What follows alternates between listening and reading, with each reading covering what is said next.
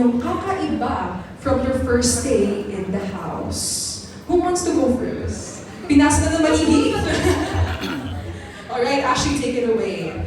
Ako po, kahit na may times ko talaga na nanginginig po ako sa loob ng bahay kapag walang ginagawa, na-enjoy ko po talaga yung stay ko doon at ang dami ko pong natutunan. So, sa tingin ko po ako, lalo na po kung makakasama ko rin po yung mga old friends ko, yung mga old ex-housemates. So, yes po, gagawin ko po yun. Pero siguro yung thing na gagawin ko is mas enjoyin po talaga.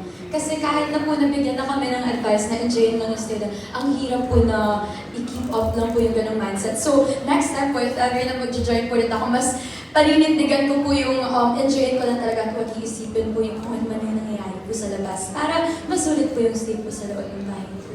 That's really understandable because it's a competition at the end of the day. But yeah, it's important for you to enjoy the moment, enjoy the presence. Of course, Princess?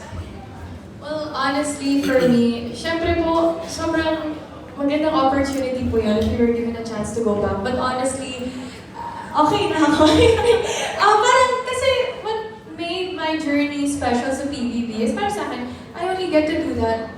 Parang once in a lifetime opportunity lang siya. So, para sa akin, okay na din yun. And I'm very grateful sa mga lahat ng na-experience, natutunan, and sa mga taong na-meet ko sa bahay niyan. So, I feel like yung chapter na yun, okay na yun. Okay na si Princess. Okay So, na. next chapter na tayo. Alright, how about you, Caprice? Kung may chance po na bumalik sa bahay ni Kuya, gusto ko po, kahit as a housemate or house guest, gusto ko po talaga naman try ulit yun. Kasi once in a lifetime experience lang po siya. So para ma-experience po yan ng 2 beses, why not po? Kaya na-excite po ako at mas i-enjoy ko po at for sure, lalaki po yung group of friends ko kapag sumali po. Twice in a lifetime na. Yeah! How about you, Heath? Yan. Ako po kasi nami-miss ko rin po yung bahay ni Kuya and ayun nga, it would be a great opportunity to go back. So, ayun, ako okay naman po ako na bumalik po sa bahay ni Kuya kasi na-enjoy ko rin po ng sobra. Stay ko doon kasi it was like a big sleepover po with my friends kaya super na-enjoy ko po talaga. And yung, kung bumalik po ako ulit, I'm just gonna do the same thing, just enjoy po, like Ashley said. I'm just gonna enjoy my stay a lot more and not really worry too much about that outside world and just enjoy the entire process. Enjoy the moment, like I say. Thank you so much for that, Heath. How about you, Clifford? Ako naman, I wouldn't say no to that opportunity. Siguro ngayon, undecided pa ako, pero when the opportunity comes, siguro doon ko na malalaman yung decision ko. And lalo na ngayon na magkakaroon ng bagong bahay si Kuya, so syempre, sobrang exciting, it's a new experience. And ayun, I wouldn't say no to that. What would you do differently, if ever? Siguro I would be less scared kasi may times na natatakot ako kay Kuya. So siguro mas maging vocal na ako. A braver side of Clifford. Abangan natin yan. How about you, Marco? Honestly, I don't really know pa sa ngayon. So, at this point, I'll leave it to God kung ano bang mangyayari. But for me, I'm just gonna be open to whatever opportunity na ibigay sa akin at kung naaayon ko yun sa path na gusto ni Lord para sa akin. And siguro, yun nga, dahil magkakaroon ng bagong bahay, it's gonna be a new kind of experience. And I would be thrilled to try it at least one more time. And with a different set of housemates naman kasi I believe na magkakaroon naman kami ng different dynamics kapag napapasok ulit ako as a housemate.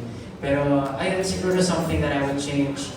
Honestly, wala talaga kasi by that time it's gonna be a different timeline na. So by that time may mga bagay na rin ako natutunan at kasi I believe na there's always room for improvement.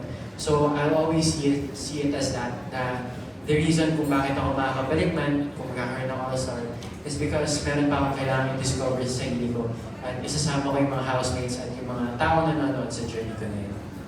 So Marco is going to leave it to fate and destiny. Yes, Abangan namin yan. Amen. How about you, Lee? Well, the idea of PBB All-Stars, honestly, saya na nun eh. So, parang hindi ko natatanggihan pa. Like, go na ako dyan, honestly. And you know, kung ano pa ba gagawin kong pagbabago, honestly, kung anong Lee Victor nakita niyo nung Collab 2.0, yun pa rin na Lee Victor makikita niyo. Pero, since I know what to do or how the game is played now. Siguro, siguro low cortisol version naman ni Livid ko. Sample nga, sample. Basta yun. Tapos ano, yeah, there was a common thing everybody said and it's to have fun.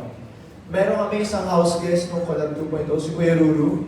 Lagi niyang remind sa amin na parang, don't treat it as a competition, just have fun all throughout your stay. Kasi yun nga, the PBB experience, di mo na yung mababalikan eh. Kaya siguro yun, to have fun all the time. And siguro to have more deep talks with one housemate to another. Kasi parang di ko ata masyadong nagawa yun nung Collab 2. Like to have like serious deep talks with all of the housemates. So kung mabibigyan ng opportunity ulit, let's go for it. Yeah. Yes, thank you so much for that. Lee. Enjoy every moment kasi once in a lifetime ay